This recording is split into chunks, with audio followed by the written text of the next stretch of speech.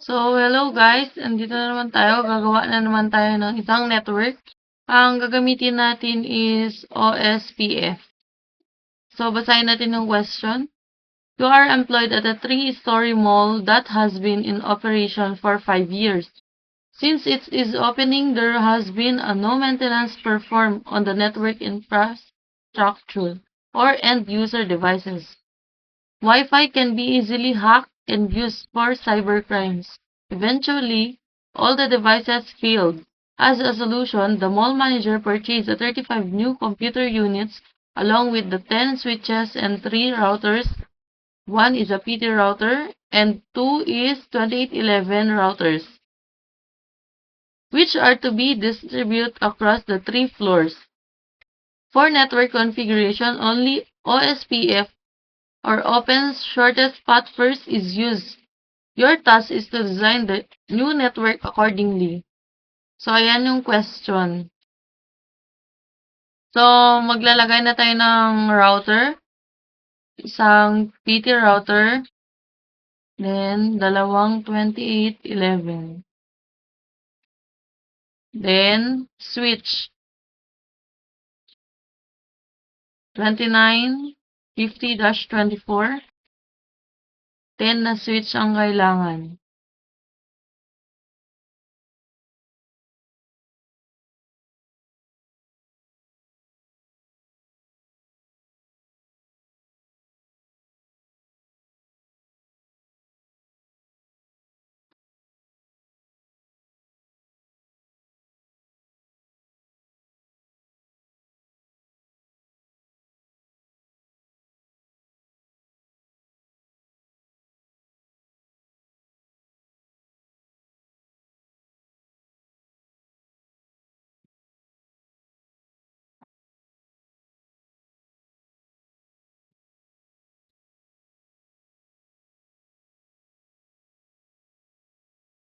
Then, maglalagay na tayo ng PC.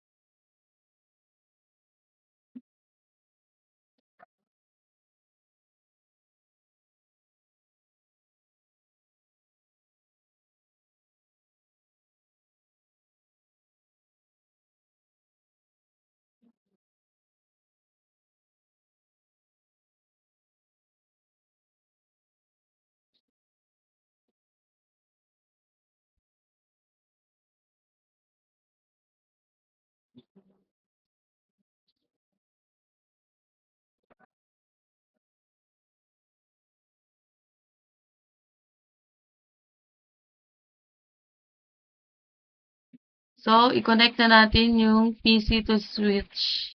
Straight through yung gagamitin. Hmm.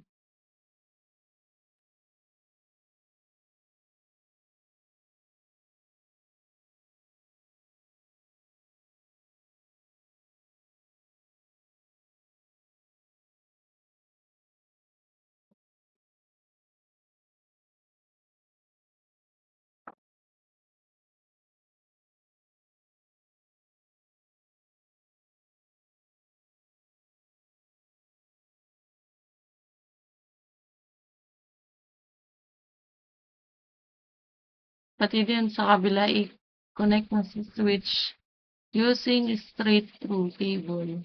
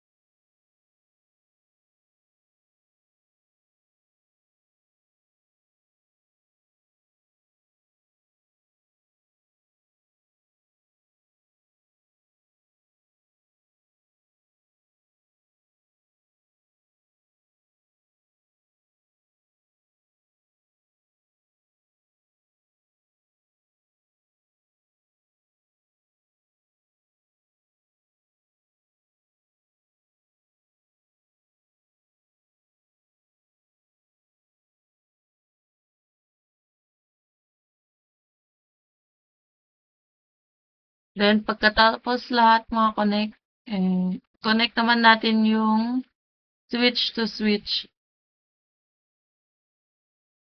Connect natin yung switch to switch. And then, dito din.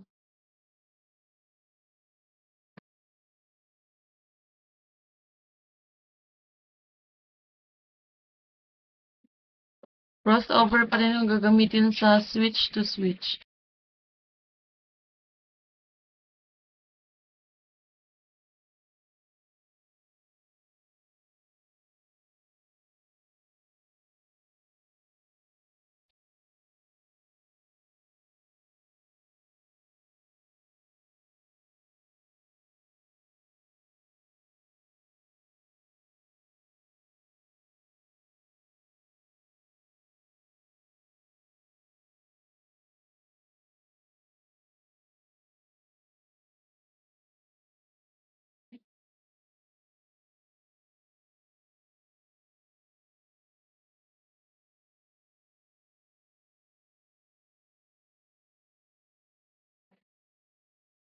And then, switch to router naman yung i-connect.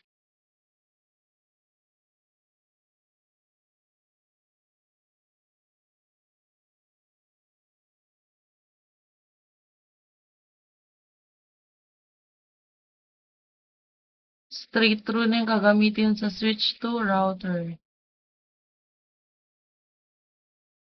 And then, maglalagay na tayo ng mga IP address. Ilalagay natin na yung mga IP address nila dito. 192.168.10.2. Then, subnet mask and default gateway.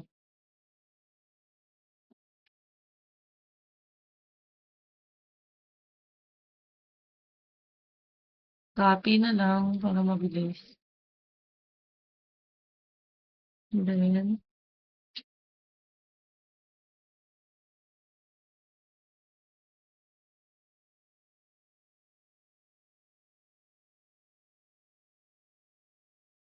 Sakit rin isang ka na. Ano sa bag? Ay po, ang ina ko. Yan, sa bag. Adi, susan ba yun? Ay, 6.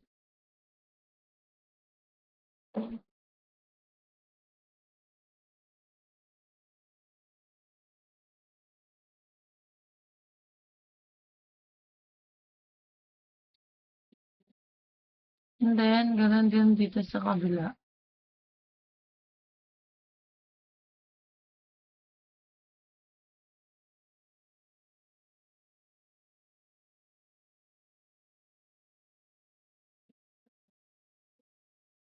Eight.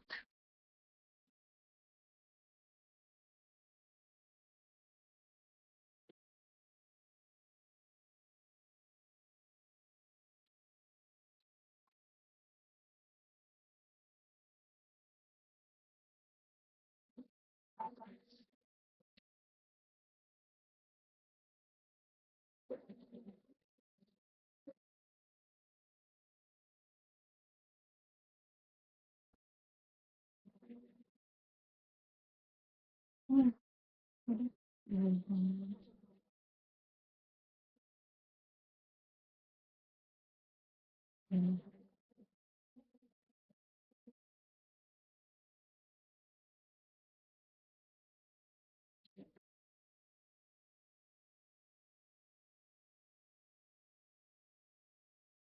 Then, pag nalagay na natin, dito naman tayo sa kabila. Yung IP address na is .100. Then, 192.168.100.2. And then, yung default gateway.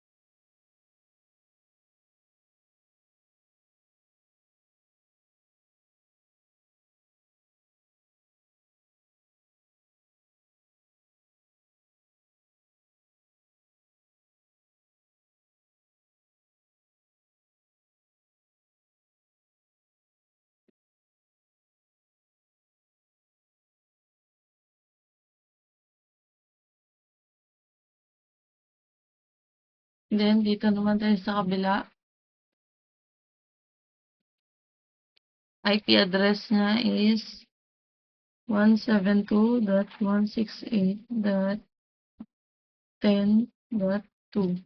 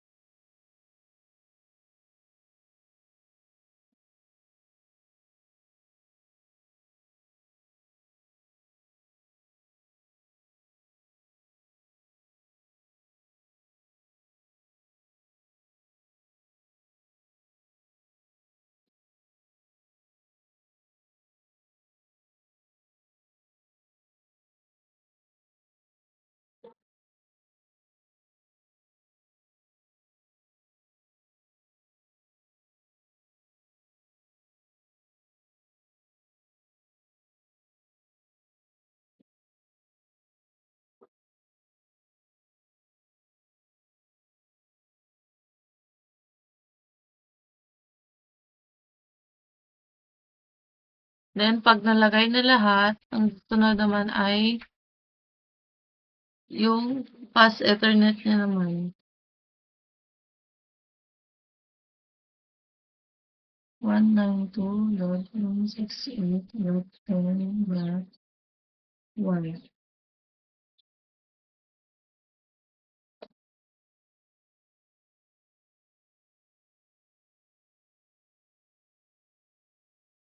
192.168.100.1.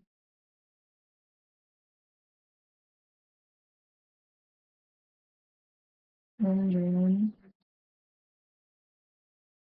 172.168.10.1.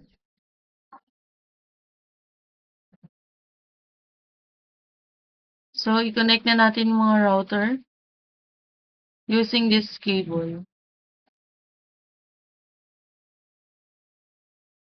Wala siyang. So, i-connect na natin ito. Silalagyan na natin ng module.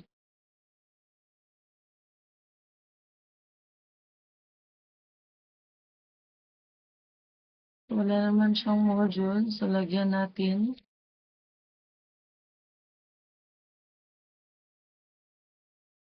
ng HWIC2P. Then, on. Then, connect.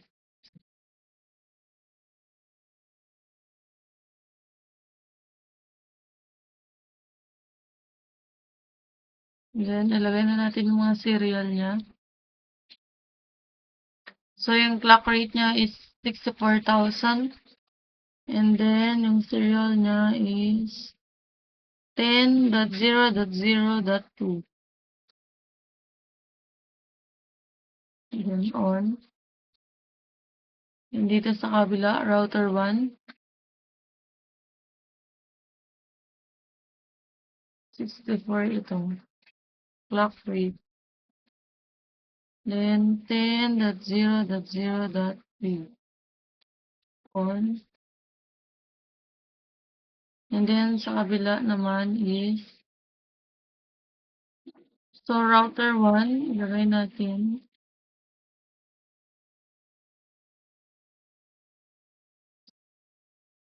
$64,000 clock rate. And then, 20.0.0.2. Subnet mask and then on. Dito naman sa kabila,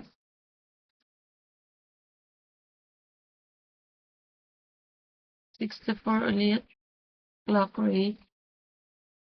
Then, 20.0.0.3.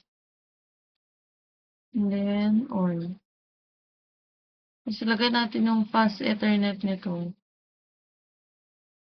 192.168.100.1. Then, on. Yung fast Ethernet nito. 172.168.10.1.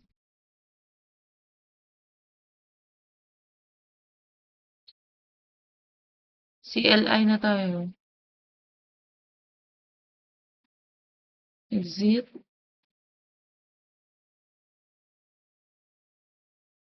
Network. 192.168.10.0. Then space 0.0.0.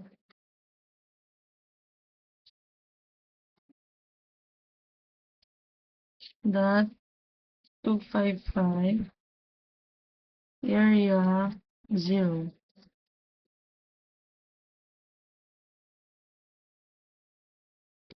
So, mali tayo lang nailagay guys, kaya ulitin natin. Router OSPF1. Enter. Then network 192.168.10.0, then 0.0.0.255 area 0, and then network.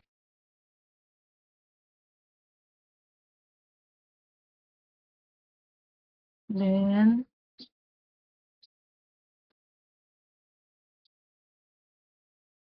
and dot 0 dot 0 dot 0 space 0 dot 0 dot 0 dot I 0 dot 255 dot 255 dot 255 area 0.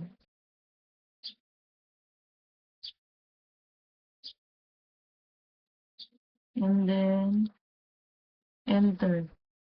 Exit. Dito na tayo sa pangalawa. Router 1. Exit. Router OSPF 1. And then enter network.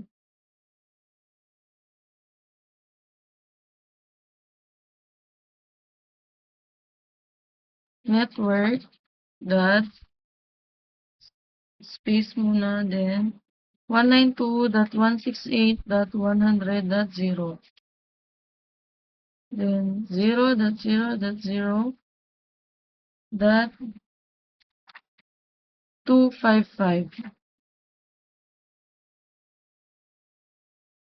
area 0 and then enter network ulit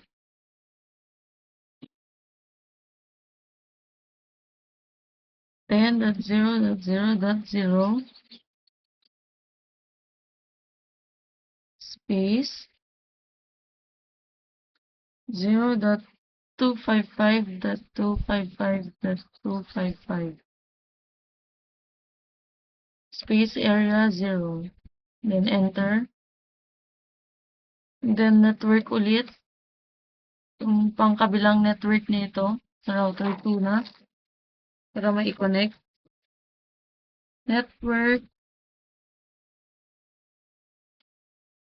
20.0.0.0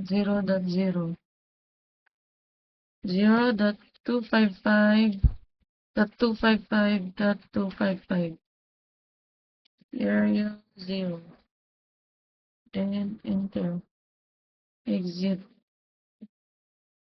sa router 2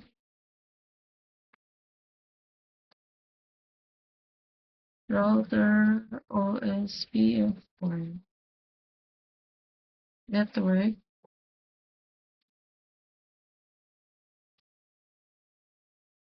172.168.10.0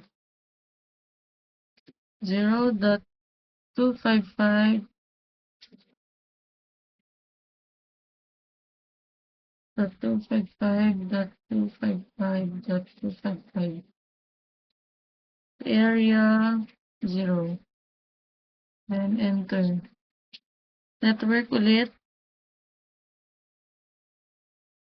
20.0.0.0 and 0.255.255.255 then area 0 enter and then exit.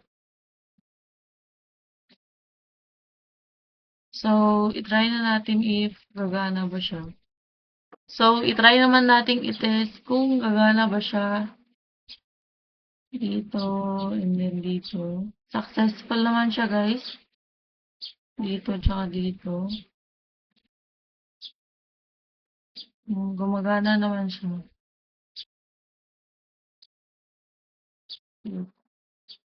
So, yan, puro successful. So, yun lang. Thank you sa panonood.